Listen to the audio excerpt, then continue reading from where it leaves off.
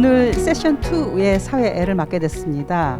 오늘은 정말 저명하신 반다나 시바, 우리 여성 에코페미니스트이시자, 그 다음에 개발정의, 환경정의, 사회정의를 위해서 일해주신 우리 전 세계의 환경운동을 주도하시는 우리 반다나 시바 씨와 아울러서 정말로 젊은 그 여성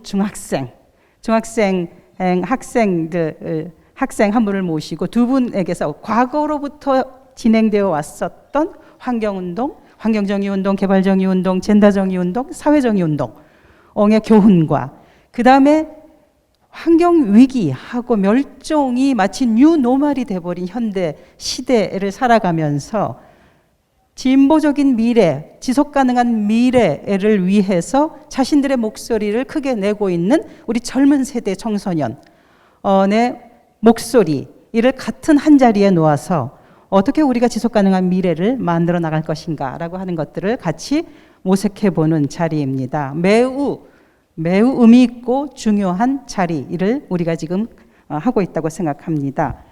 저는 이 자리에서 4가지의 질문을 두 분께 각각 드리고자 합니다. 그래서 한 가지 질문마다 두 분께서 짧게 답들을 해주시면서 그 질문과 연관되어지는 여러 논의들이 진행될 수 있을 것이고요.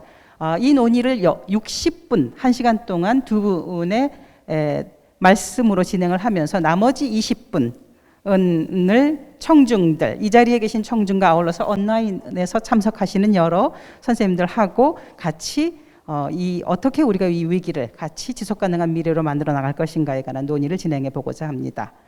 그럼 단도직입적으로 질문을 드리도록 하겠습니다. 그리고 첫 번째 질문을 답해 주시면서 두 분은 각각 자신에 대한 소개를 좀 직접 해주시면 좋을 것 같습니다. 본인은 어떤 운동을 해왔고 어떤 것들을 지향하면서 이 자리에 왔다라고 하는 말씀을 해주시면 여러 청중들께서 더 이해하시는 데 도움이 좋으실 것 같습니다. 그러면 단도직입적인 질문 들어가겠습니다. 녹색 전환과 그 누구도 지배하지 않는다는 측면에서 유럽의 그린 뉴딜과 한국의 그린 뉴딜 등과 관련되어지는 우리가 소위 얘기하는 녹색 회복, 녹색 리커버리라고 얘기하지만 이게 그린이라고 하는 게 자칫 저는 어떻게 들리냐면 그리드로 들려요. 그래서 어떻게 녹색 회복이 탐욕으로 번역되어지는 그리디 리커버리가 아닐 수 있게 시민사회가 비판하는 목소리는 무엇인가? 이 지점에 대해서 먼저 반다나 시바 씨께서 답을 해주시도록 하겠습니다. 그 다음에 이지원 씨 부탁드리겠습니다. 네, 마이크를 반다나 시바 씨에게 넘기겠습니다. 부탁드립니다. Greetings, greetings to all of you. As my background, I am trained in physics. I did a PhD in the foundations of quantum theory on a topic called non-locality and hidden variables in quantum theory. Basically, quantum theory tells you that the world cannot be separated into fragmented parts that are not related to each other. Everything is connected. What you do to one part makes a difference to something else, could be a particle light years away. And that's why deforestation, invasions into the forest, greed economy driven by finance and the Monsantos and the Cargills, who are not growing food, they're growing biofuel in the Amazon, GMO soya as animal feed in the Amazon. And this invasion into forests has given us 300 new emergent infectious diseases, of which SARS and Zika, Ebola, all of these are one. And the most recent corona. Everyone's got infected, but the greed was a handful of companies. We can identify the asset management ones, the BlackRocks and the Vanguards. And I have my recent book called Oneness versus 1% that tracks them. You can identify agribusiness, 4 of them. 4 giant chemical corporations, Monsanto, Bayer, China, Syngenta, and DuPont, Dow. And now the digital giants for transport and distribution. this is what has given us the crisis we are living through, both the climate crisis as well as the public health emergency. The multiple crises are interconnected. So when we talk about the green recovery, we are talking about the fact that the green movement has been talking about green forever. But the green movement's green is about a regeneration and recovery of the earth to reclaim her systems. I have worked for the last 36 years on agriculture because I saw that is where the worst harm is being done to our communities, our cultures of farmers, and also an industrial globalized agriculture is responsible for most of the crises we face. 50% of climate change, 75% chronic diseases and hunger, 75% destruction of soil and water, 90% disappearance of species because we have created chemicals whose only job is to push species to extinction. That is why we must extinct extinction. We must extinct the greed that guides the race to extinction. And painting this greed exercise with greenwashing will not solve the problems. What we need is a recovery of the earth's integrity, her ecological cycles, and my work has shown, I've done a book called Soil or Toil, that if we take care of the earth, we give back organic matter to the soil, we do organic farms all over, in Korea, in India, in Amazon, in North America, everywhere in the world, we can in 10 years reverse climate change. 10 gigatons of carbon is what we can pull out of the atmosphere and give back to the earth. We need a recovery of the human condition. Look at the inequality between the 1% and the 99%. And the idea of no one being left behind is also to be defined in terms of what are you taking as a measure. I remember I was in a debate in Melbourne at the World Economic Forum more than a decade ago, where I was talking about the water apartheid, where people don't have water, the nutrition apartheid, people don't have food, livelihood apartheid, people are losing their work, the femicide, the terroricide, the ecocide. And Bill Gates was talking about the digital divide because they want everyone sucked into a digital empire. So you can say by locking everyone into a surveillance economy, no one's being left behind, but many are being pushed out, as we witnessed in this period of the COVID lockdown and the measures that did not put the earth at the center and human rights and democracy at the center. 네, 감사합니다. 네, 감사합니다. 그린워싱이 아닌 진정한 의미에서의 그린 리커버리를 위해서 저희는 그리디를 경계해야 되고 워싱을 경계해야 된다라는 그런 중요한 말씀을 해주셨습니다. 그러면 우리의 과거의 그 경험과 교훈에서 제기됐었던 제안들을 반다나 시바시께서 해주셨습니다. 그러면 이지연 씨는 어떻게 해서, 제가 첫 번째 드렸던 질문이죠. 어떻게 해서 환경 운동에 참여하게 되셨는지에 대해서 말씀을 해주시겠습니다. 네, 안녕하세요. 저는 인천에 있는 부원여자중학교에 재학 중인 이지원이라고 합니다. 저는 국어 공부를 하다가 처음 기후위기에 관심을 가지게 되었는데요. 환경 문제에 관련된 지문을 읽던 도중 이대로라면 2025년, 2050년에는 2개, 3개의 지구가 필요하다고 쓰여있던 부분이 아마 저에게 가장 큰 충격을 준 부분이었습니다. 이렇게 거대한 지구가 2개, 3개가 필요하다니 도대체 사람들이 어떤 짓을 벌여온 거지? 라는 생각이 들면서 너무 순간적으로 화가 났고 자연스럽게 이어서 환경 문제에 관심을 가지게 되었습니다. 그 이후에 기후위기에 관한 책을 읽고 지금 기후위기의 심각성과 기후위기가 정말 다양한 원인들이 복합적으로 얽힌 문제이고 그로 인한 피해도 굉장히 다양하다는 것을 알게 되었습니다. 그래서 이 책에 나와 있는 것들 외에도 지금 얼마나 많은 문제들이 발생하고 있을까라는 생각이 들어 그때를 기점으로 활동을 시작하게 되었습니다. 네. 그러면 이런 자기 활동들의 경험에 근거해서 어떤 것이 문제라고 지금 생각하시는지를 간단하게 다시 좀 말씀해 주시면 좋을 것 같아요.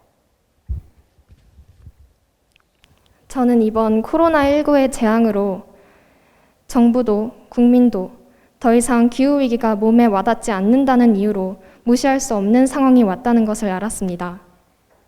계절의 변화와 폭염, 이런 것들도 우리가 기후위기를 인지하기에 충분한 현상이지만 이번 코로나 바이러스 팬데믹은 말 그대로 세계적 재앙이었기 때문입니다. 많은 전문가들은 박쥐의 주요 서식지인 숲, 즉 산림을 파괴하면서 인간과 박쥐의 접촉이 잦아진 것을 코로나 바이러스의 원인으로 보고 있습니다.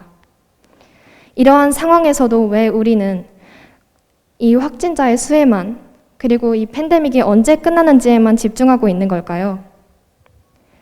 코로나19의 끝은 위기의 끝이 아닙니다.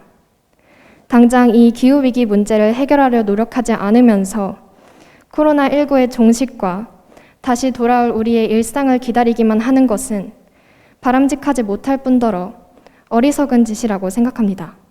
그리고 제가 역시 가장 큰 문제로 보고 있는 건 아직까지도 미약한 한국의 기후위기 대응 현황입니다. 온실가스 배출에 있어서 역시 에너지 관련 문제가 상당 비율을 차지하고 있고 한국에서는 석탄 발전소로 인한 온실가스 배출량이 국가 전체 배출량의 약 30%를 차지하고 있습니다. 때문에 파리 기후변화 협약에서 합의한 지구 평균 기온 상승을 1.5도 이하로 제한하고자 하는 목표를 달성하기 위해서는 OECD 국가들의 석탄 발전소 퇴출이 2030년까지 이행되어야 하는데 한국은 그에 알맞은 석탄 발전소 퇴출 계획을 내놓지 못하고 있습니다. 또한 한국의 재생에너지 비중은 OECD 국가 평균에 훨씬 못 미치는 상황이고 갈수록 늘어나고 있는 영국의 석탄 투자 지원에 지원 대상으로 한국 기업이 포함되어 있다는 조사 결과가 발표되면서 미래 세대의 입장으로서는 한숨이 나오는 상황임이 분명합니다. 1.5도라는 임계점을 넘게 되면 지구의 온도 상승이 더욱 가속화될 것이고 그 이후에 어떠한 노력을 하더라도 되돌릴 수 없는 현실이 찾아오고 맙니다. 석탄 발전은 더 이상 경제적으로도 이득이 되지 않고 있음을 증명이 되고 있습니다. 따라서 재생에너지 발전 및 사용 비중과 석탄 발전소 퇴출에 있어서 더욱 적극적인 대응이 필요하다고 생각합니다. 그리고 한 가지 더, 저는 한국의 기후위기 교육 방식의 정체적인 시스템을 비판하고 싶은데요. 한국은 학생들에게 지구 온난화에 대해 가르칩니다. 언뜻 보면 환경 문제에 대한 교육이 이루어지고 있는 것처럼 보이지만 제가 보기에 한국 학생들도 환경 문제에 대해 배우고 있다는 것을 보여주기 위한 형식적인 교육으로밖에 보이지 않습니다. 진짜 우리가 눈여겨봐야 하는 것은 빙하가 녹는다는 현상 그 자체가 아니라 기후위기로 인해 빙하가 녹으면 어떤 상황들이 벌어지게 되는지, 북극의 빙하와 우리 삶의 상관관계가 무엇인지, 북극곰을 살리기 위해 환경보호를 해야 하는 것이 아니라 북극곰과 같이 기후위기로 인해 사라지는 동물들과 무너지는 생태계가 우리에게 어떤 영향을 미치는가입니다. 하지만 실제로 많은 학생들은 기후위기가 나의 삶과 밀접하게 연관되어 있다는 것을 인지하지 못합니다. 교육을 받지 않기 때문입니다. 예를 한 가지 들어보겠습니다. 제가 현재 다니고 있는 학교에서는 채식의 날이라는 게 존재합니다. 채식의 날에는 급식에서 고기를 제외한 반찬을 제공합니다. 이는 학교 자체에서 채식 식단을 제공한다는 점에서 학생들에게 채식의 동참을 유도하기에 굉장히 좋은 방법이라고 생각됩니다. 그러나 이날 급식 메뉴를 본 학생들은 인상을 찌푸리며 급식 메뉴에 큰 불만을 갖는 것처럼 보였습니다. 그렇다면 여기에서 채식의 의미는 무엇일까요? 육류의 생산부터 소비되는 과정까지 전체 온실가스 배출량의 약 20%를 차지한다는 것과 고기 1kg을 생산하는 데 쓰이는 곡물이 몇억 명의 사람들의 식량이 될 수 있다는 것, 현재 공장식 축산 과정에서 전혀 존중받지 못하고 보호되지 않고 있는 동물권, 공장식 축산으로 인해 높아지는 전염병의 발생률. 이를 알기 전과 알고 난 후에 채식의 무게는 과연 같을까요? 우리는 왜 기후 위기가 아닌 지구 온난화에 대해 교육받나요? 사실 학생들에게 이를 해결하기 위해 노력해야 한다고 말하는 상황 자체가 모순적이지만 세계 시민으로서 기후 위기는 모두의 노력과 실천을 통해 극복해 나가야 하는 정말 위기이기 때문에 교육 면에서 기후 위기를 가르치는 방향으로 발전하고 형식적인 모습만을 보이고 있는 빈약한 한국의 기후 위기 교육 시스템을 강화할 필요가 있다고 생각합니다. 이상입니다. 학생들의 관점, 청소년들의 관점에서는 지금 벌어지고 있는 녹색 위기라고 하는 것들에 대해서 어떻게 우리 지구촌에 사는 책임 있는 인류가 이 문제를 해결하는 데 참여해야 될 것인가? 그러기 위해서 녹색 기후 위기를 어떻게 이해하고 교육을 해야 되는가? 시스템을 갖추는 문제에 관한 중요한 언급을 해주셨습니다. 지금 시스템에 관한 얘기가 나왔으니 두 번째 질문으로 넘어갈 수 있을 것 같습니다. 기후 위기하고 지속 가능 발전을 위해서 실현 가능하고 지속 가능한 솔루션으로서 PPP라고 얘기하는 Private Public Partnership과 관련되어지는 민관 기업 협력 파트너십에 관한 논의들이 진행되고 있습니다. 전 세계적으로 지금 진행되고 있는 이 논의는 특히 2015년 지속가능 발전 채택 이후에 더욱더 강조되고 있는데요. 사실 저희에게 있어서 PPP는 새로운 얘기가 아니에요.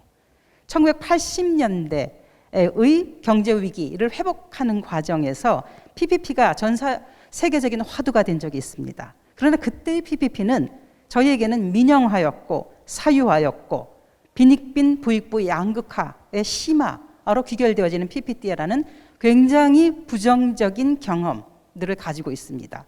그러면 지금 SDG 시대에 우리가 얘기하는 PPP와 과거 우리가 경험했었던 PPP 사이에서는 어떤 차이가 있는 것일까요? 우리가 지금 얘기하는 PPP는 어떻게 더 나은 다른 PPP를 실현해야 된다는 얘기인 건지 이 부분에 대해서 반다나 시바 씨께 답을 들어보도록 하겠습니다. 의견 부탁드립니다. Yeah. So if you look back at history, we had a few short 100 years of colonization. And then in the 40s and 50s, after the wars, countries started to become independent and started to create the national economies. And economies were based on national sovereignty, public sector, nationalization of vital resources.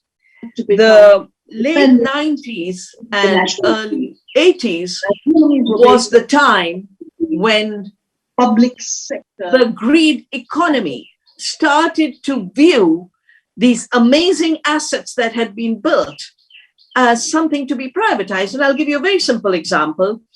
You had a very big steel company called POSCO. In 97, there was a financial crisis and the dragons, who were the drivers of the global economy, crashed. The public sector was privatized. POSCO was taken over by Wall Street. I know this because the privatized POSCO came and tried to grab land in India for mines, for ports, for an export-oriented plant to mine steel to send to China. And the people of this coastal area in Orissa contacted me and I supported them for years. The POSCO project was the privatization of the public economies that had been built by independent sovereign countries. Being private partnership in an asymmetric relationship where A, the corporations are deciding what the economy will be, B, asking governments and civil society to come to the table that they have set, which is a table of exclusion, of privatization, and overall public wealth to subsidize them and also take over the burden of pollution. I'll give you a few examples. So under this new system, more than 2 trillion has been invested in projects that are supposed to be about nature protection, but have contributed to biodiversity loss. One very clear example is Costa Rica. The rich rainforest. And I've done many studies over my lifetime on how monoculture plantations, forests, they don't perform the functions of providing water, of oxygen, of biodiversity. And in another case, an asset management fund took over 370,000 hectares of rainforest and literally started to own services of biodiversity, of rainfall. And as resources get more scarce, they are privatizing the ecological services of nature herself. This is what the billionaires and Wall Street are seeking to do. But they're also redefining human beings as that human capital, not as autonomous sovereign beings making decisions, shaping democracy. And I'll give you an example that has shaped so much of the discussion. You know, we have environmental laws. We have environmental movements like our young colleague, you know, on the ground, at the local level, at the national level. We have international laws like the Convention on Biological Diversity and the Climate Treaty that were framed at the Earth Summit. We have international laws. These are international partnerships to prevent harm to the. Then have globalization and a deregulation and a new turn of private-public partnership who have redefined even what a human being is. Now, one reason I got involved in agriculture was because 1980, we had tremendous violence in the state of Punjab, where I had done my MSc honors in particle physics, and a gas leak in the city of Bhopal. Punjab, 30,000 deaths.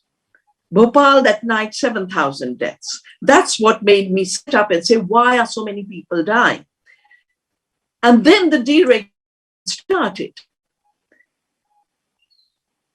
I remember working with my environment minister because they were negotiating how much less life is worth in poorer countries. Just because we are poor, they call the statistics. Real people here, the health right now, how is they're calculating mortality and mobility. They're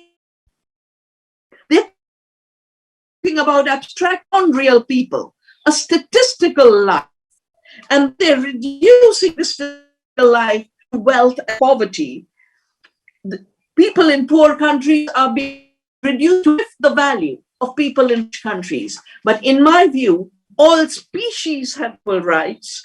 All human beings have equal rights. That is what the human rights treaty out.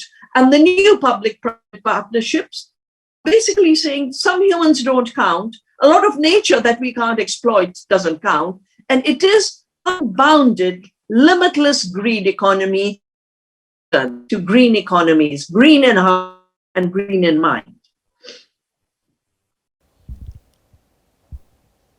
네, 그 반다나 시바 씨께서 코스타리카의 산림 파괴에 대항하는 운동, 그리고 인도 여러 곳에서 있었던 농민들과 농민운동을 포함한 운동에 관한 사례들을 말씀해 주셨습니다. 그 결론적으로 얘기해 주신 것들이 민영화나 사유화의 과정 자체가 가난한 사람들을 더 착취하는 것으로 만들어지지 않기 위한 국가의 역할에 대한 중요성을 말씀해 주셨는데요.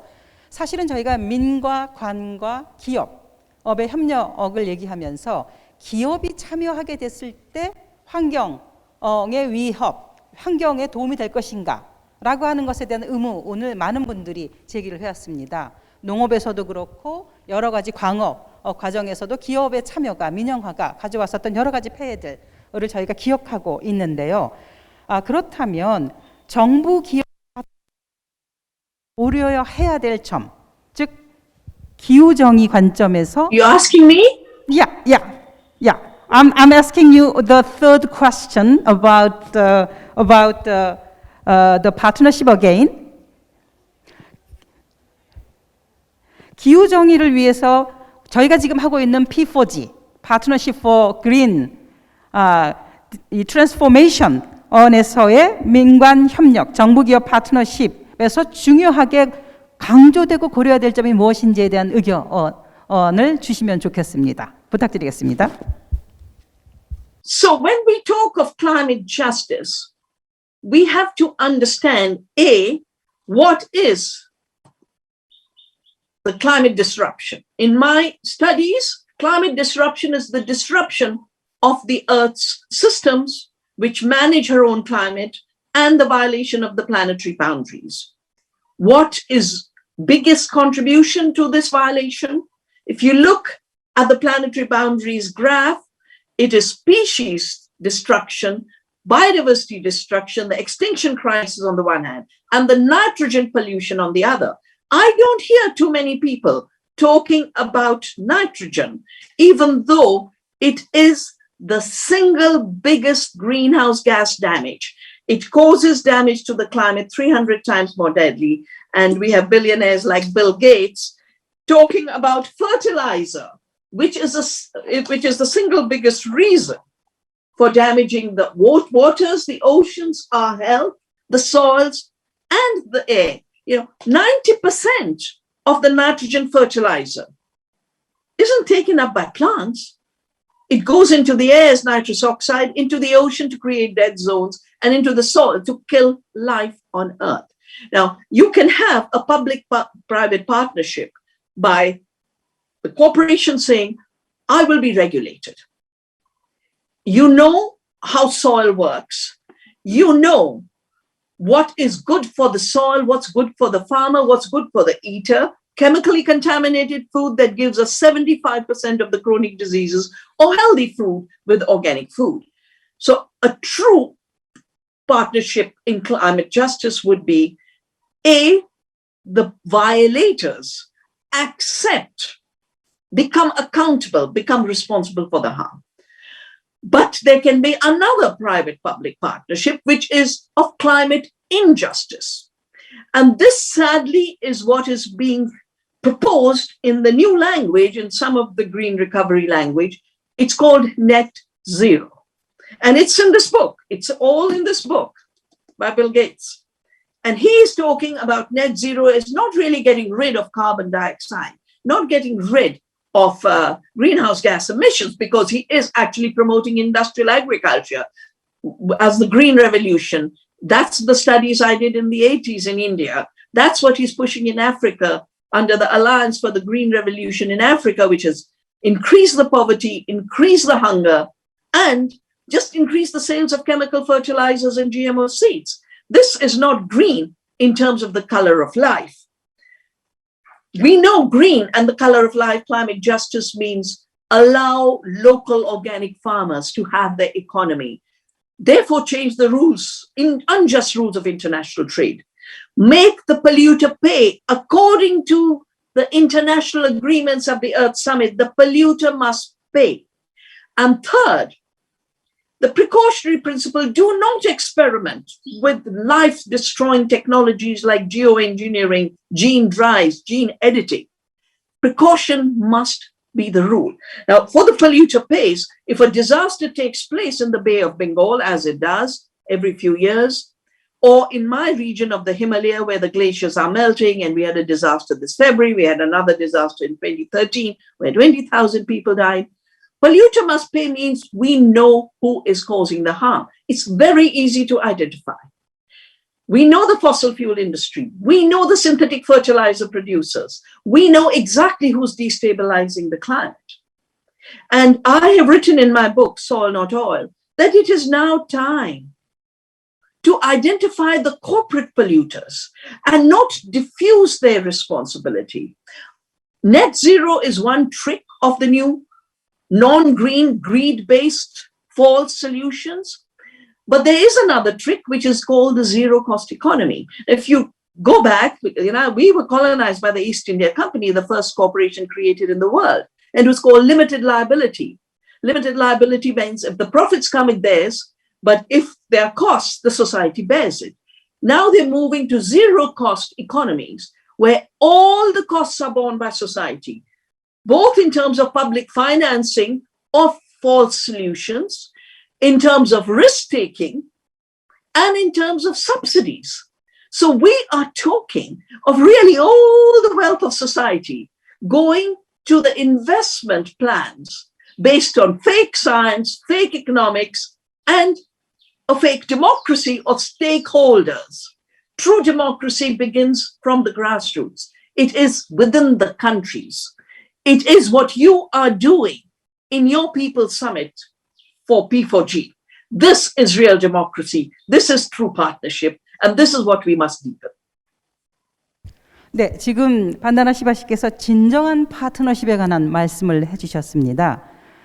이 정부와 민간과 시민사회와 기업의 파트너십에 있어서 정부가 기업에게 지원을 하는 파트너십이 실제로 시민사회, 특히 농업, 풀뿌리 농업을 하고 있는 유기농 농업이라든가 이런 부분들을 화학 비료로 인해서 토양을 황폐화시키고 그 다음에 농민들을 더 가난하게 만드는 결과를 나왔었던 여러 예들을 말씀해 주셨습니다. 이주연 양께 질문을 좀 드리고자 합니다. 아까 발표를 하시면서 우리나라에서는 지구온난화가 관한 얘기를 하는데 그 지구온난화가 기후정의하고 어떻게 연관되어지는지 사실 충분한 교육을 받지 못했다 이런 말씀을 하셨어요.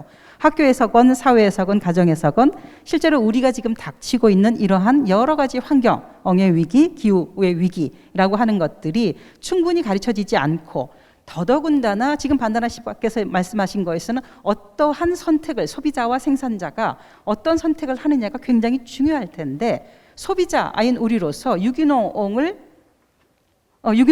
농업품, 농산품을 소비하고자 하지만 실제로 더 싸고 더 보기 좋게 생긴 GMO 변형되어진 유전자 변형 상품들이 더 싼 가격으로 시장에 이렇게 배치되어 있을 때 사실 가난한 소비자들이 그걸 사기도 어려운 굉장히 많은 여러 가지 딜레마를 저희가 환경 위기를 극복하기 위한 일상의 선택에서 경험하게 됩니다. 청소년으로서 굉장히 많은 소비들을 하실 거예요. 그 다음에 부모님이 하시는 소비, 친구들이 하는 소비 이들에서 그것이 환경과 연관되어서 어떤 소비를 하는 것이 필요하다고 볼 건지 그 다음에 그 소비를 함에 있어서 어떤 선택들이 청소년들 입장에서는 고민되어지고 가능한지 이 부분에 대해서 말씀을 해주실 수 있을까요? 말씀하신 것처럼 친환경적인 소비를 해야 한다고 교육 말씀을 제가 학교에서 어느 정도 말은 듣고 교육을 받고 하지만 이제 학생이다 보니까 재정적으로도 돈이 부족한 게 사실이고 이제 학생들이 SNS라는 그 플랫폼을 많이 이용하잖아요.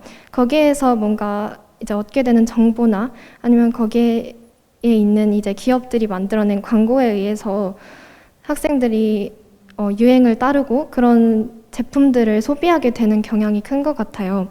그래서 그런 부분들부터 기업에서 변화가 이루어져야 한다고 생각하고 일단 학생들도 교육을 받는 입장이기 때문에 학교에서 소비자로서 어떻게 친환경적인 소비를 해야 하는지 그런 것들에 대한 교육도 확실히 이루어져야 한다고 생각을 합니다.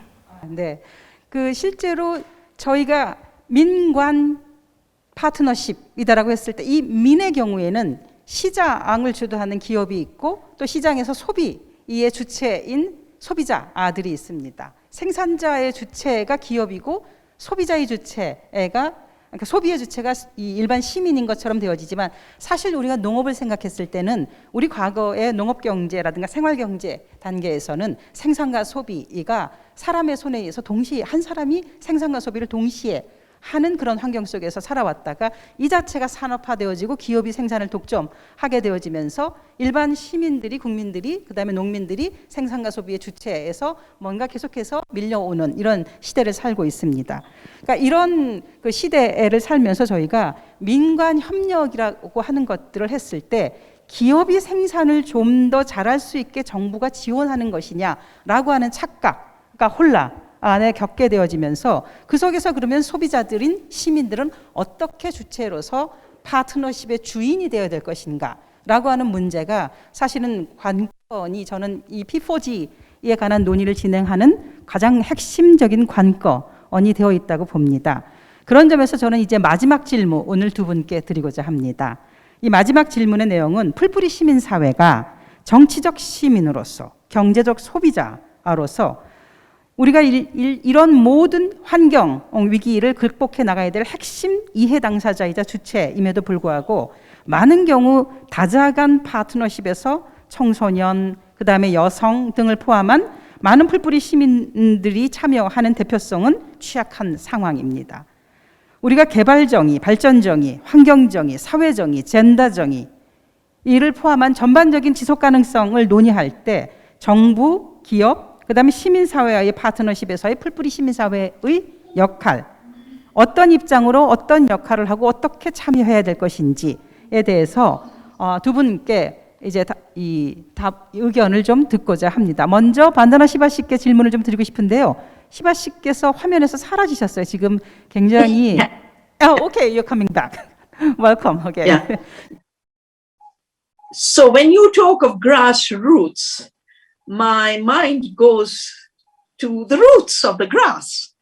It goes to the beautiful photosynthesis that is taking place in the green shoots and the leaves of the grass, but also the amazing root system that is then interacting with the soil.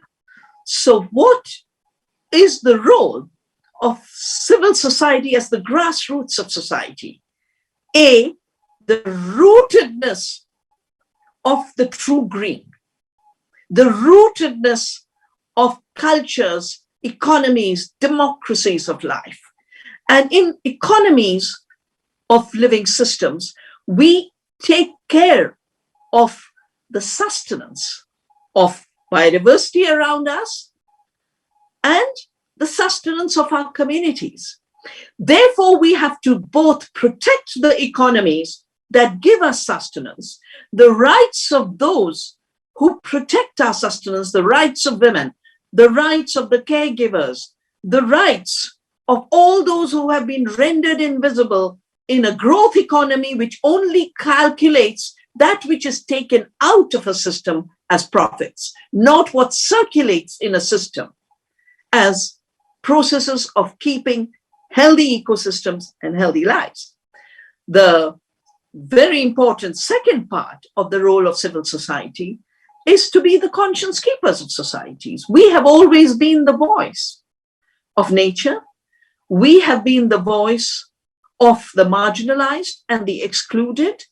And every movement, even the Earth Summit in Rio, was created because there was a civil society movement for 2 decades before that to protect the environment. We've never had a grassroots movement to say, make more profits, make bigger corporations, have bigger monopolies. That has always come from the top down. From the grassroots up has come the rights of the earth and the rights of people. So civil society has to stay rooted in its values, in its power, in its organizing capacity.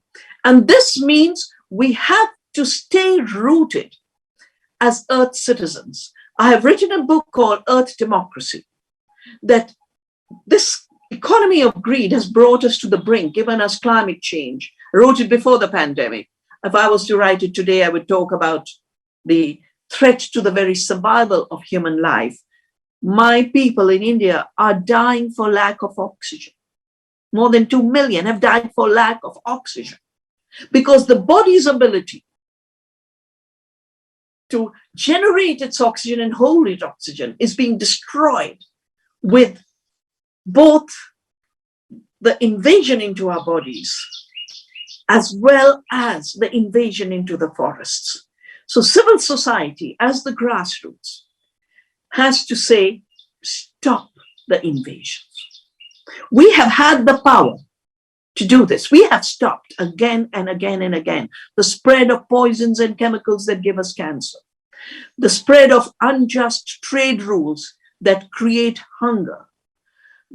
Right now, there's been a big victory around the vaccine issue, where the intellectual property rights of the WTO, the governments had to follow the proposal from India and South Africa to have a waiver that the rights of the corporations to make monopoly money is not higher than the rights of people. I have fought Monsanto, which wanted to patent seed. And I said, no, seed belongs to itself. Seed belongs to the farmers. For 34 years, I have saved seeds through the movement Navdanya. And you're welcome to go to the website of Navdanya and see the courses we offer of how to offer real change and be more powerful in making the change. We have to be earth citizens, remembering we are part of the earth, but we have to be public citizens. That's the public-public partnership you are establishing with your government. And then we have to resist being investor citizens. That's how the stakeholder discussion is trying to redefine us, that we are merely the errant girls and errant boys to spread the net of greed, to suck out the last dollar, the last shilling, the last rupee out of from nature and her life and out from society as subsidies, as redirection. You know, we have austerity measures where what should go to society is going as a subsidy to corporations for privatization. What should go back to nature is being siphoned off to keep running the money machine. We are not investor citizens. We are earth citizens. We are public citizens. We will defend the earth. We will defend democracy. We will defend the rights of the last human being and the last species on earth. And it is civil society which will define the future by being the voice of nature and the conscience of society.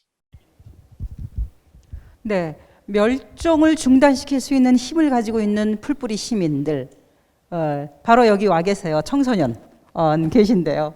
이런 그 종 다양성, 그 다음에 환경의 위기를 중단시킬 수 있는 가장 큰 힘을 가지고 있는 미래 세대의 주역, 여긴 청소년 입장에서 지금 이제 반다나 시바씨께서 여러 가지 얘기들을 해주셨는데 청소년들이 바라보는 그러면 어떻게 우리가 참여할 수 있겠다. 이런 멸종을 중단시키고 환경을 지속 가능하게 만들기 위해서 그런 내용에 대해서 좀 말씀해 주시면 좋겠습니다. 이지연 학생 부탁드릴게요.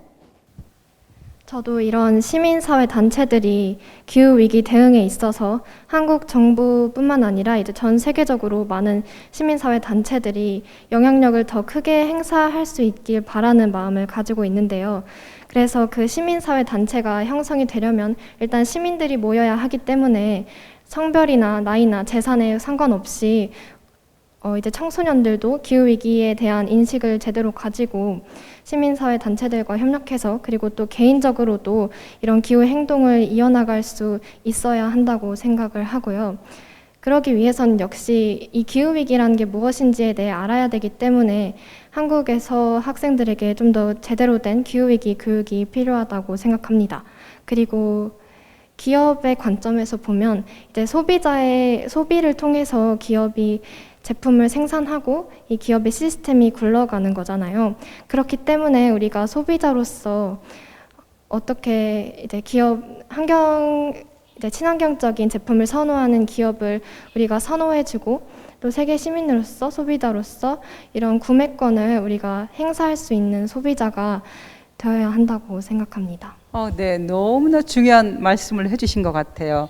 이 소비자로서 우리 이 청소년들 다 나아가서 풀뿌리 이런 시민들이 기업을 규제하고 기업을 강제할 수 있는 힘을 발휘해야 된다. 그러기 위해서 청소년들을 대상으로 한 환경교육이 더 중요하다라는 말씀 해주셨습니다. 너무 감사드립니다. 청소년뿐만 아니라 사실은 그 여성들의 참여도 굉장히 중요합니다. 반다나 시바씨께 질문을 다시 한번 좀 추가적으로 드리고 싶은 게 있습니다. 반다나 시바씨는 에코페미니즘의 창시자로 알려져 있어요. 그래서 이 에코페미니즘과 관련해서 지금과 같은 그 P4G 그 녹색 즉 그린 대전환을 위한 과정에서 우리 풀뿌리와 운동과 마찬가지로 여성들이 어떻게 젠더 정의와 환경 정의가 어떻게 만나야 될 것인지 이 P4G의 과정에서 그 부분에 관한 의견이 있으시면 저희에게 좀 말씀해 주시면 고맙겠습니다. 부탁드리겠습니다. So women are really the ones who hold the economy. They hold society. It's their work and they care. That provides the food, healthcare, cohesion and community building, peacemaking in family and society. And yet, in the way growth was measured. You know, growth is a very recent indicator.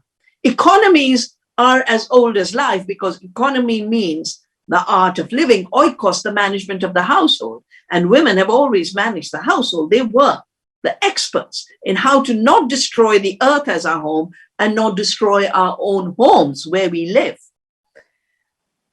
The word growth is very recent. It's born of war.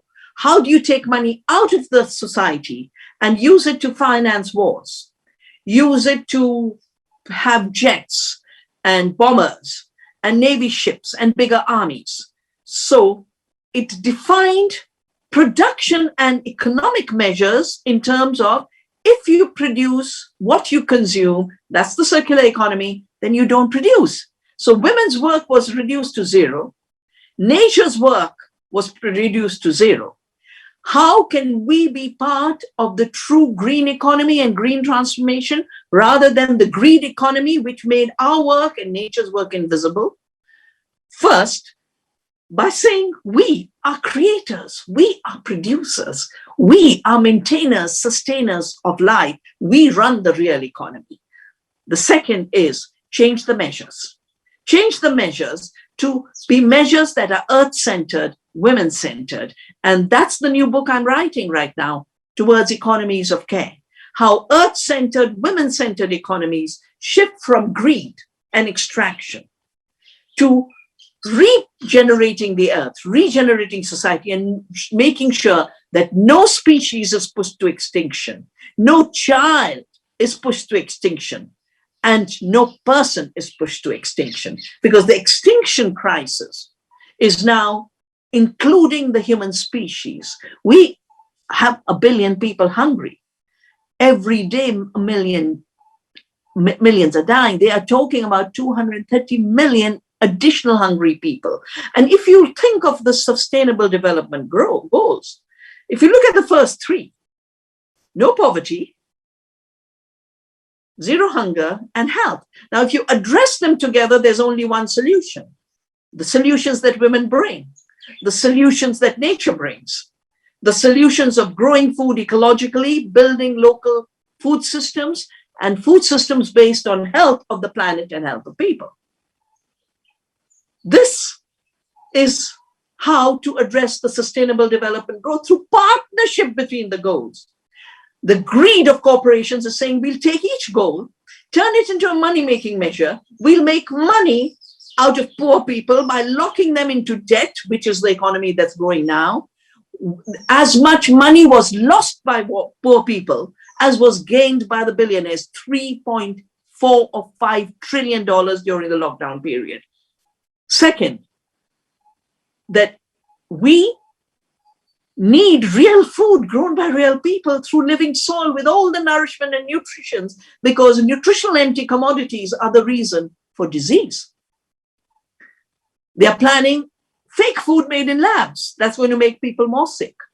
And then on the health side, we are seeing how the health system, instead of being about the care of health, is being reduced to a money-making machine. And that's where the whole intellectual property and patenting of vaccines and drugs and the big pharma and the super profits comes into being. So women have the other imagination.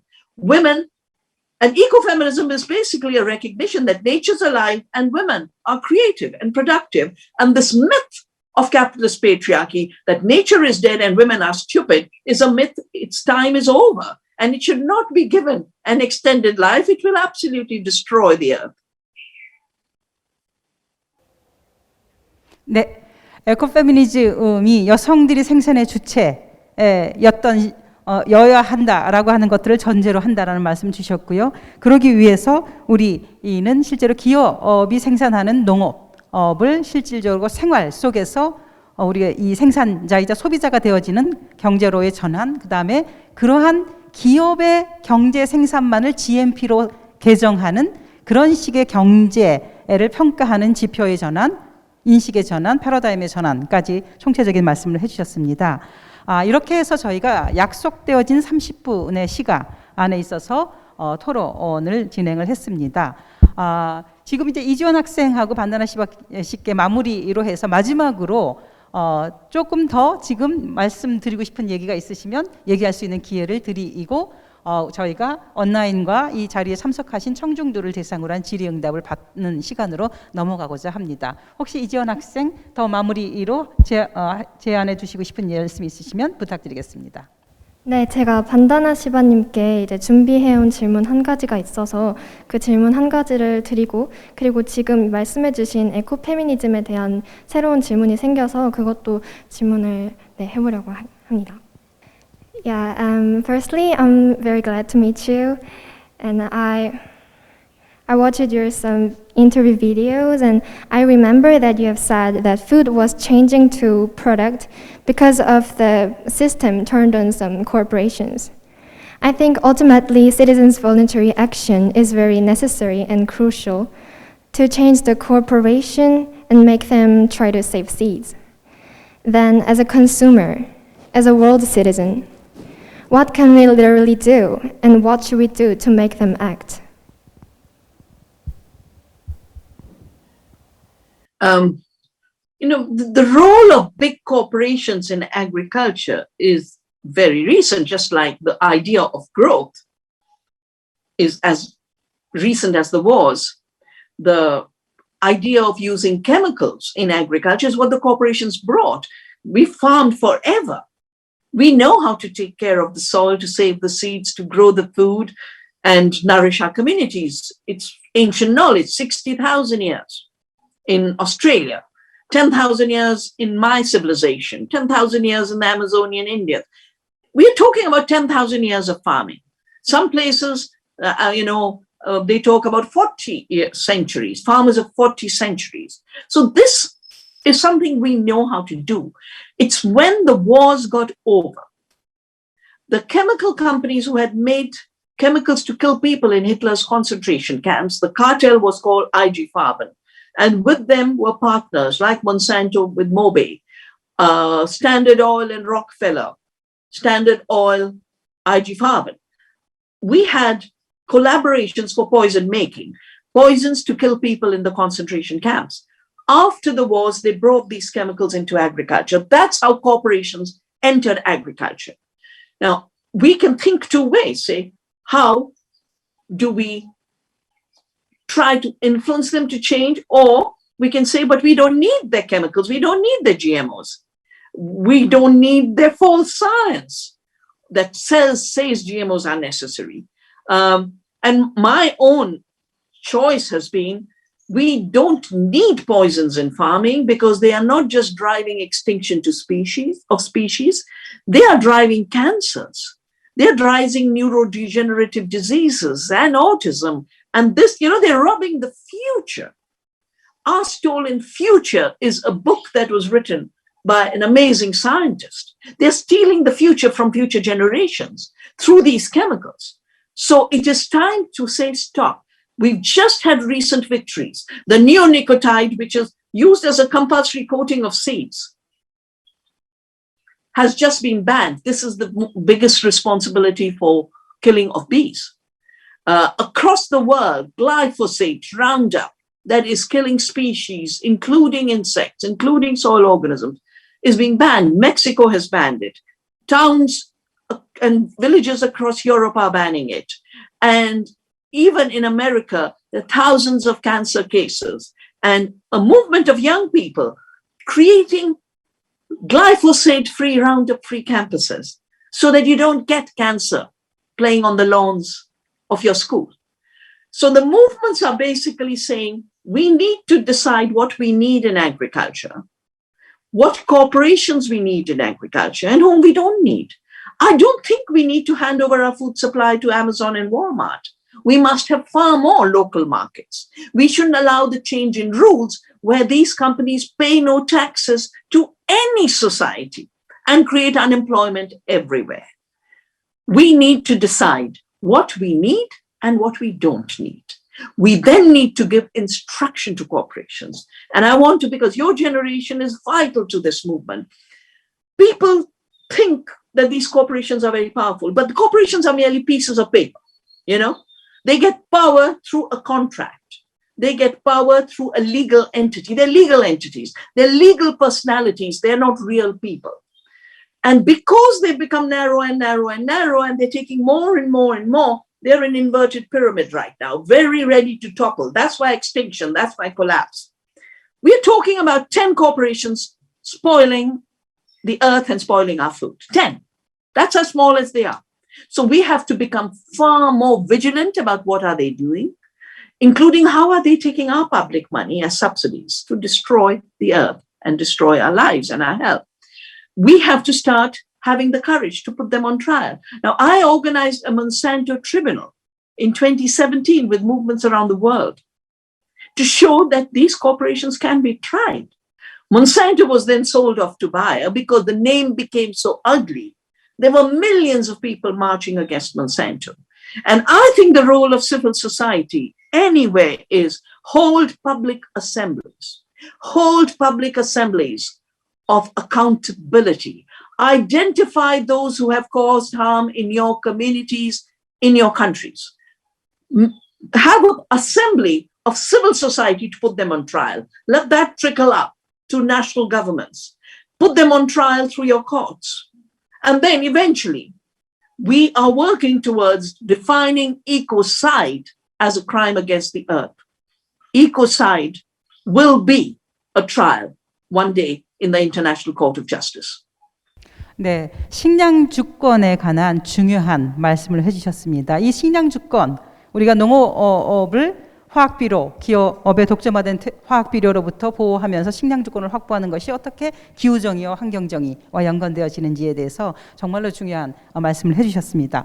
우리 이지원 학생께서 지금 우리 그 반다나 시바씨께서 앞서 설명해 주신 에코페미니즘에 관한 설명을 들으면서 질문이 생겼다고 합니다. 에코페미니즘에 관한 질문을 하나 더 추가로 반다나 시바씨께 하고 싶다고 제안을 해주셨습니다. 네, 질문 다시 부탁드릴게요.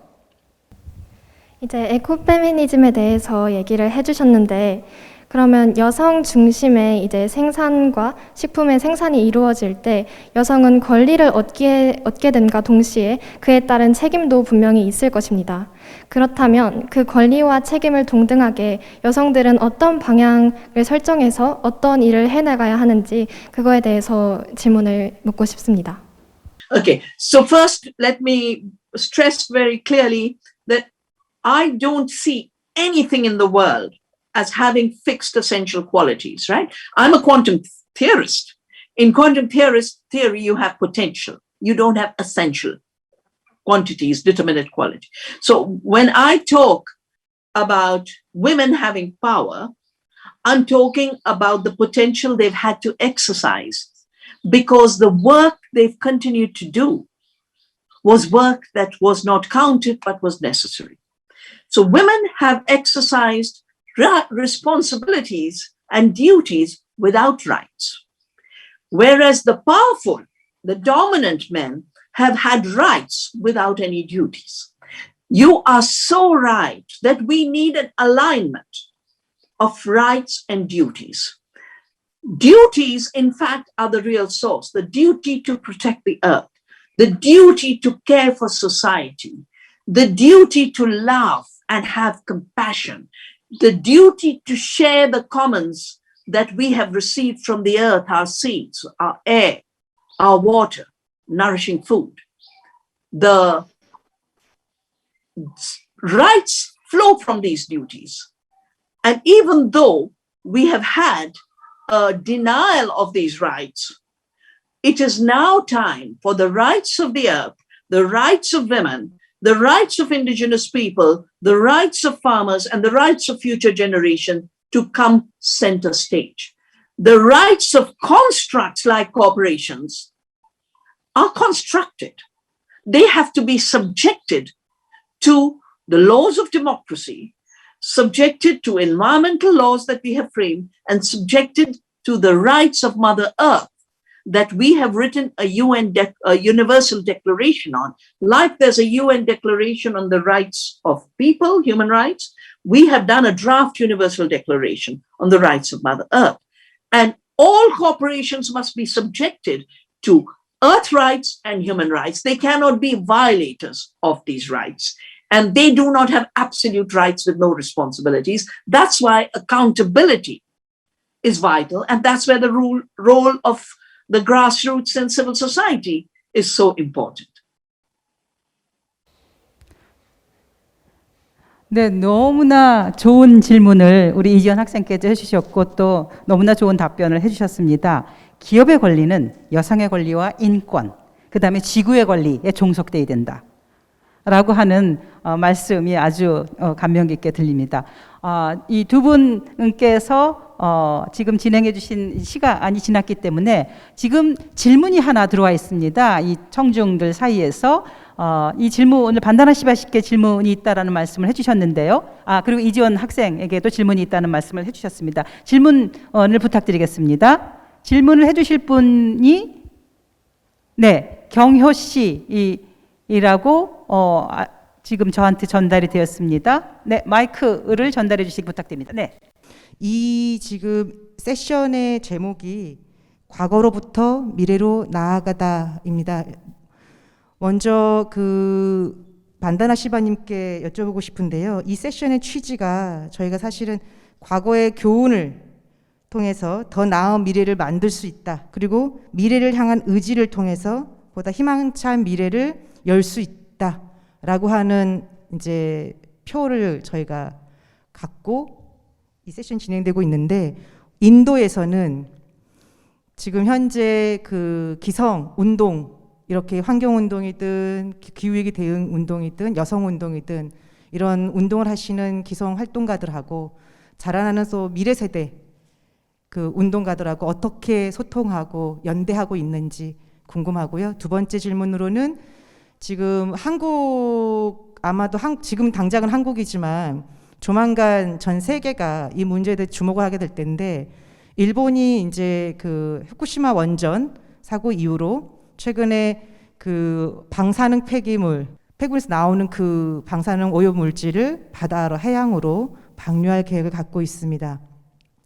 저는 농업, 땅 육지에서의 식량 자원 못지않게 해양에서의 해양 자원 문제도 우리가 함께 들여다봐야 되는 문제인데, 인도 역시 지금 굉장히 많은 핵 발전소를 갖고 있고 핵 폐기물을 가지고 있고, 그 다음에 심지어 한국에서는 얼마 전까지 인도에 저희 핵 폐기물을 수출한 적이 있었습니다. 그러다가 이제 최근에 들어서 그 인도에서 더 이상 한국의 핵 폐기물을 수입하지 않겠다.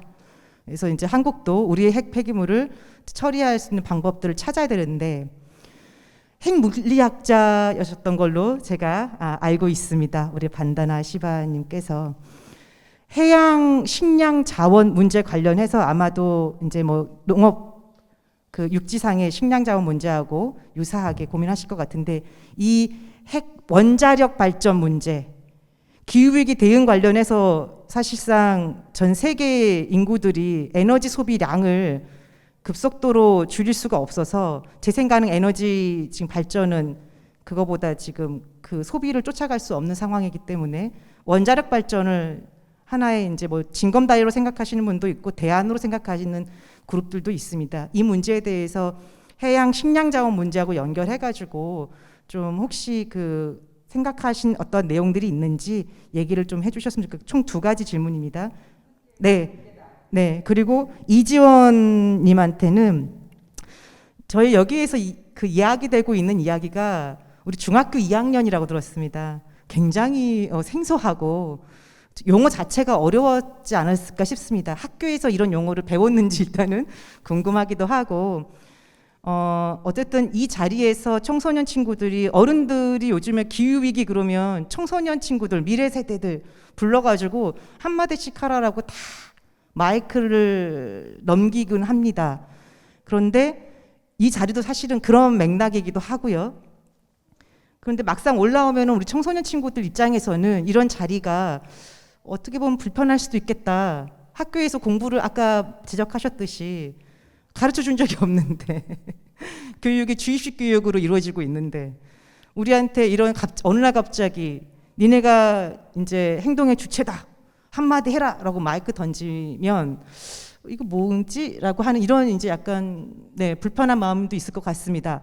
여하튼 그런 것에 대한 생각들, 그리고 그렇기 때문에 그런 문제인식 때문에 앞으로 학교에서 조금 더 오늘 이 자리에서 들었던 이야기들을 다 이제 고려하셔가지고 학교에서 이런 것들을 좀 가르쳐 주면 좋겠다라고 생각하는 어떤 것들이 있는지 예, 말씀해 주시면 감사하겠습니다. 네, 그 두 가지의 질문이 반다나 시바 씨께 들어갔고, 그다음에 이지원 씨에게는 오늘과 같은 자리가 청소년들에게 교육이 미처 이루어지지도 않은 것들에 대한 답을 원하는 이 상황에 대한 진단과 이런 문제들을 어떤 식으로 해결해야 될 것인가라는 질문 두 가지 예를 말씀해 주셨습니다. 감사드립니다.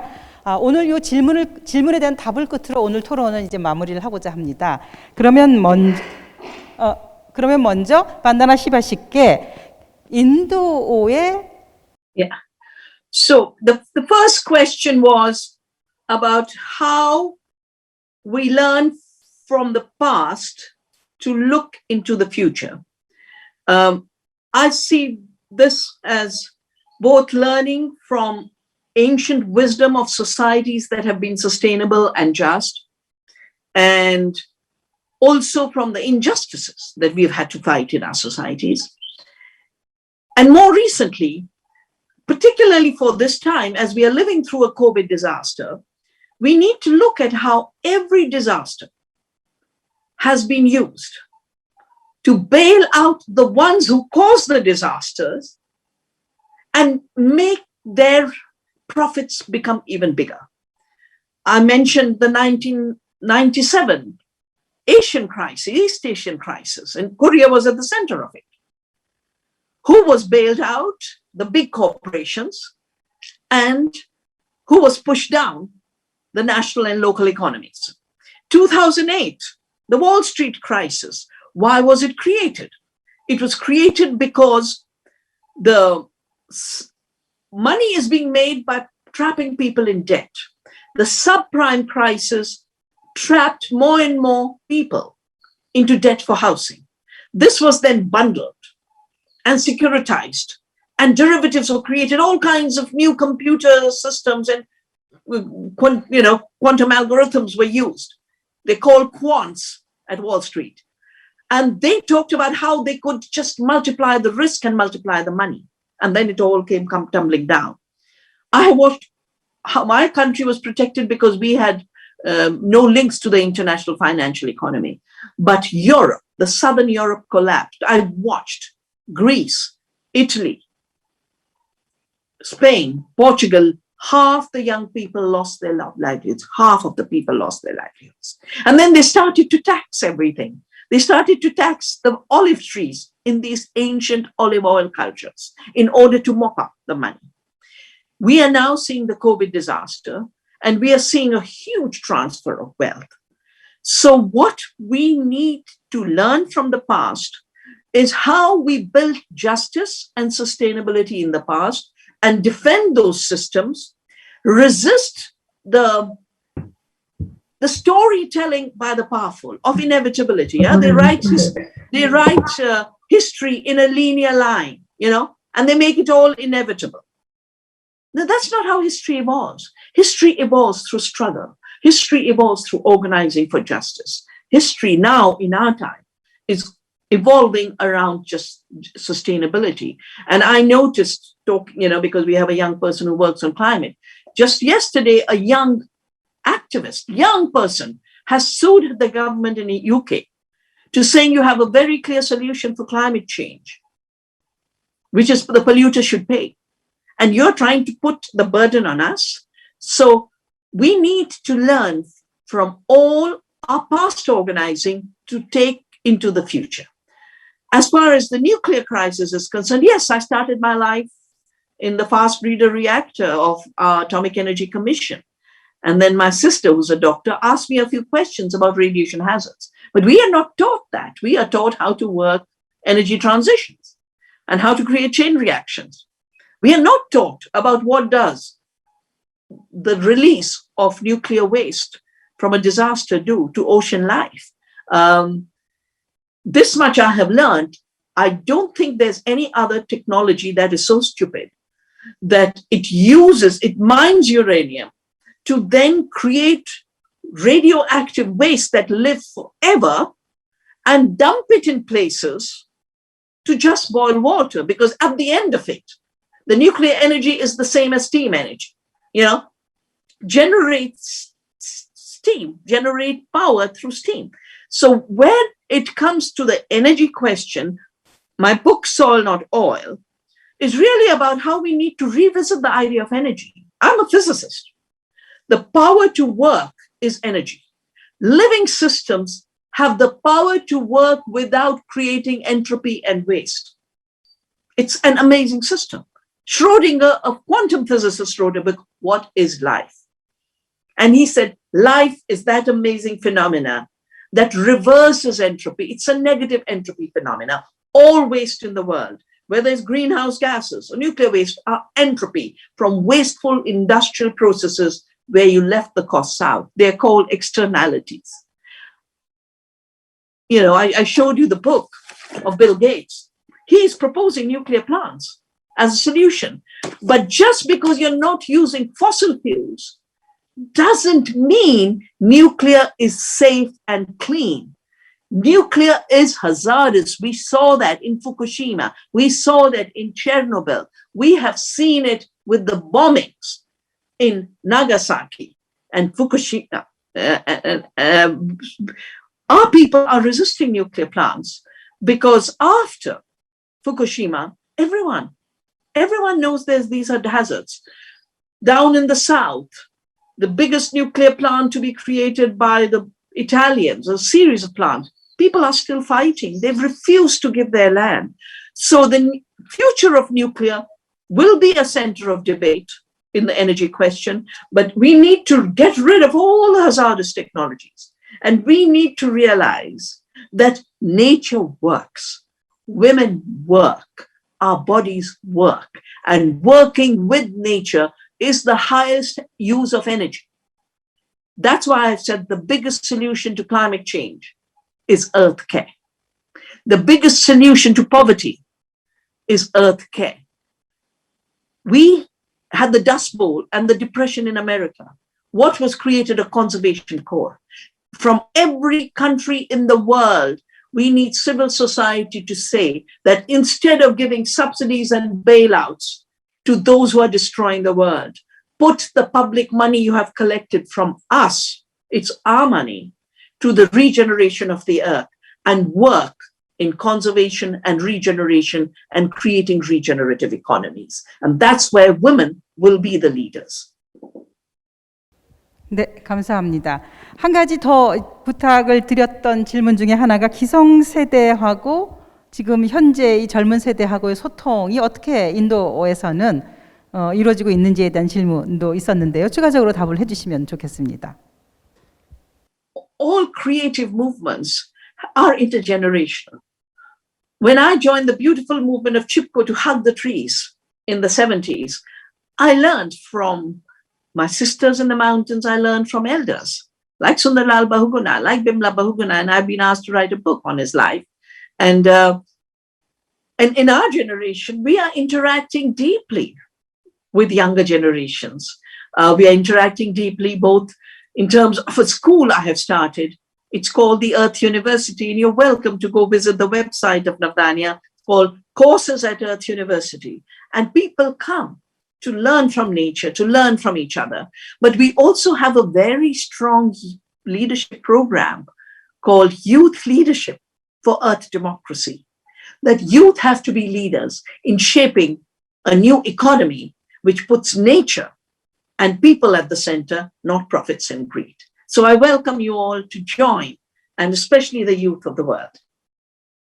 네, 지금 방금 젊은이들이 운동을 통해서 소통하는 것들을 같이 배우자라고 말씀해 주셨는데 바로 지금 운동을 통해서 소통하는 주체이신 우리 청소년 이지원 학생이 나와 계십니다. 질문에 대한 답과 아울러서 의견을 부탁드리겠습니다. 네, 저는 그 기후위기에 대한 그런 용어들을 한국에서 교육받은 적이 전혀 없고요. 그래서 아까 처음에 이제 영국 그린 뉴딜 얘기가 나왔을 때도 굉장히 당황을 했는데 그렇기 때문에 한국에서의 이런 기후위기 대응이 더 확실히 이루어져야 합니다. 이 기후위기라는 게 굉장히 다양한 원인들이, 다양한 문제들이 복합적으로 얽혀있는 그런 굉장히 복잡하면서도 그렇기 때문에 더 어려운 문제잖아요. 그렇기 때문에 이 세세한 문제들에 있어서 이 문제가 더 중요하고 이 문제는 덜 중요하다라는 문제가 없다고 생각합니다. 왜냐하면 각각의 문제에 따른 지금 자연의 재해라든지 희생자라든지 계속 속출하고 있는 현실이기 때문입니다. 따라서 학교에서는 이 기후위기에 있어서도 기후위기라는 큰 틀을 잡고 거기에서 발생하는 세세한 문제점이라든지 경제, 사회 문제, 아까 말씀해 주신 에코페미니즘 같은 것도 이제 성평등에 관한 문제라든지 그런 것들을 각자 다른 학생들이 다른 분야에서 성장해서 그거에 관련된 교육을 받고 이제 이 자리에 이런 자리에 섰을 때 학생으로서뿐만이 아니라 이 나라의 국민으로서 자신의 의견을 말할 수 있도록 하는 그러한 교육이 필요한 것 같습니다. 네, 감사드립니다. 과거에서 미래로 우리가 더 나은 미래, 누구도 소외되지 않는 미래를 만들기 위한 P4G 세션을 진행을 하였습니다. 지금 80분 동안 긴 토론, 그 다음에 질의응답을 했는데 사실 온라인상에서 질문이 하나 더 왔습니다. 시간이 좀 있었으면 정말로 많은 풍부한 토론을 할 수 있었을 텐데라는 아쉬움을 하면서 질문을 여러분들에게 전달드리면서 이 부분에 대한 질문에 대한 간단한 코멘트로 마무리를 하고자 합니다. 한 분께서 주셨습니다. 지금 백신 민족주의, 지금 코로나19 이후에 각국이 특히 부자 나라들이 백신을 독점하고 있고 그 다음에 그 다른 나라에게 필요로 되는 백신을 파트너십을 통해서 나누고자 하는 그런 모습들이 보여지지 않으면서 굉장히 많은 위기가 더더군다나 가난한 나라들에 있어서 개도국이나 이 제3세계에서 많은 어떤 어려움들을 겪고 있습니다. 이런 부분에 있어서 P4G가 백신 민족주의를 넘어설 수 있는 이러한 어떤 미래를 지속 가능한 미래를 같이 만드는 지구촌의 정의를 구현할 수 있는데 기여하면 좋겠다라는 제안과 저희들의 어떤 그 주문들을 함께 드리고자 합니다. 여기에서 저희가 이제 반다나 시바씨께서 어느 인터뷰를 통해서 글에 쓰셨던 말을 저는 이제 마무리하면서 끝나고자 합니다. 저희는 에고센트릭에서 에코센트릭으로의 에고센트릭이 아닌 에코센트릭으로의 변환이 필요하다. 라고 반다나 시바씨께서 하신 말씀을 다시 한번 저희가 말씀드리면서 오늘 이 세션을 마치고자 합니다. 오늘 참석해 주신 반다나 시바씨, 이지원 학생 너무나 감사드리고요. 그 다음에 우리가 이 마무리를 하기 전에 P4G에게 던지는 강력한 메시지 한 문장씩을 각 참가자들한테 요청을 하고 있습니다. 그래서 반다나 시바씨께도 그 다음에 이지원 학생께도 부탁드리고자 하는 말, P4G 정부 대표들한테 한마디씩 부탁드린다. 아니면 요청한다, 요구한다. P4G는 이러이러한 것들을 해야 된다. 한마디 부탁드리겠습니다. 반다나 시바씨. We are part of nature, not her masters and her owners, and we need to listen to nature. 감사드립니다. 이지원 학생 부탁드립니다. 네, 저는 풀뿌리 시민사회 단체들이 앞으로 기후위기 대응에 있어 한국 정부에게 더 강력한 영향력을 행사할 수 있도록 하는 체제가 마련되었으면 좋겠습니다. 감사합니다. 네, 감사드립니다. 저는 환경정의는 개발정의이고 개발정의는 젠다정의이고 젠다정의는 환경정의다 라고 하는 개발정의는 환경정의이다 라고 하는 말을 P4G 집행을 하시는 여러 국가대표들에게 그 다음에 여러 기업 대표들에게 전하고 싶습니다. 네, 감사드립니다. 이것으로 마치도록 하겠습니다. 너무너무 감사드립니다.